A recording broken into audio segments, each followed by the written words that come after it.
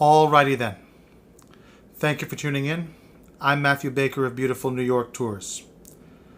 As the city waits and watches and steadily reopens in various phases, one thing I know a lot of people are hoping for is the chance to go to major events that call for a crowd. It's one of the great activities of the city, and it's one of the things that we miss the most. In the world of sports, for instance, right now, athletes are performing their best with no audience, only for the television cameras. It's got to be frustrating, both for the audience that would like to be there and for the athletes themselves who are accustomed to working off the energy of a crowd. So while we wait for the chance to provide that crowd again, it makes sense to look back at some of the great moments of live athletics in New York. It happened in New York.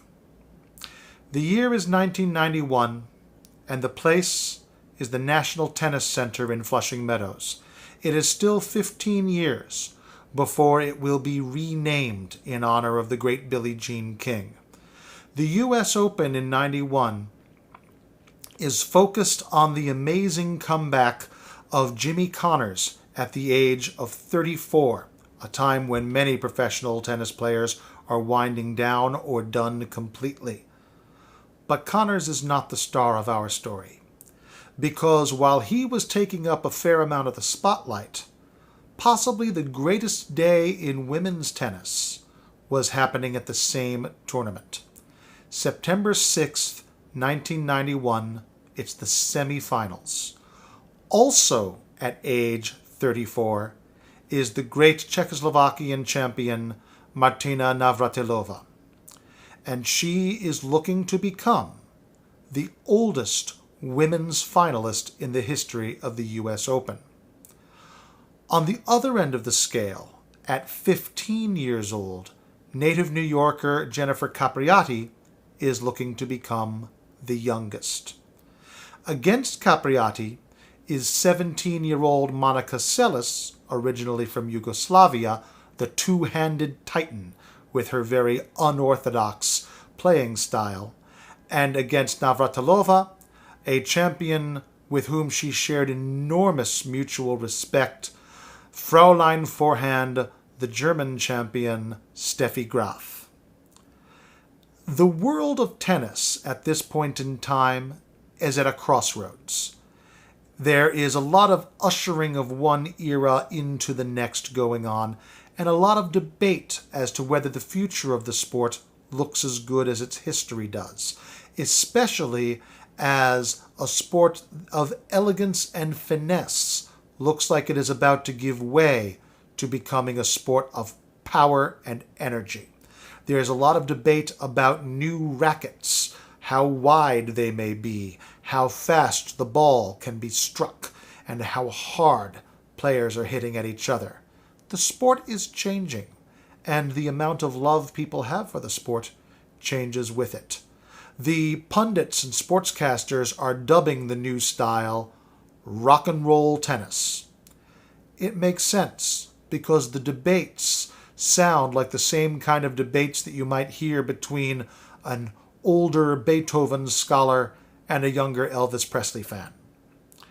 Well, the classicists got what they loved on the morning of the 6th with a splendid ballet of contrasting styles, Navratilova's net rushing and the baseline forehand of Graf.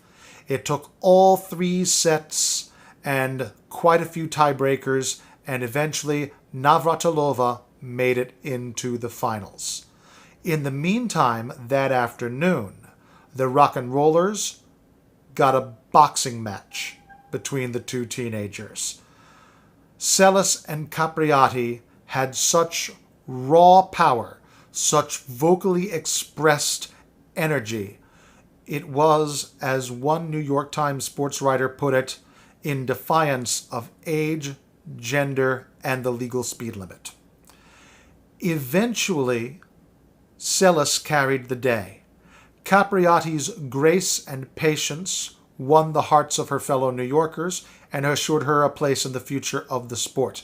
The following day, Seles would beat Navratilova in the finals, win the crown, and become the future of women's tennis.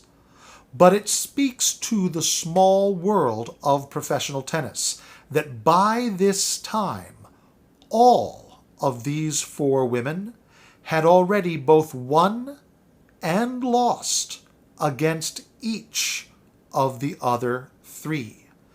After beating Capriati, Seles said in her post-match interview with CBS's Tim Ryan that Capriati had just defeated her the previous month in San Diego, and that she had defeated Capriati before that these victories and defeats went back and forth.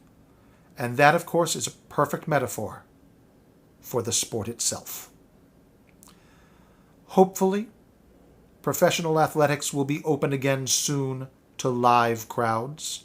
When it is safe to do so, please check me out at Beautiful New York Tours. You can search Beautiful New York Tours on Facebook or email me at baker.tours@yahoo.com. Again, that is baker.tours@yahoo. Thank you very much.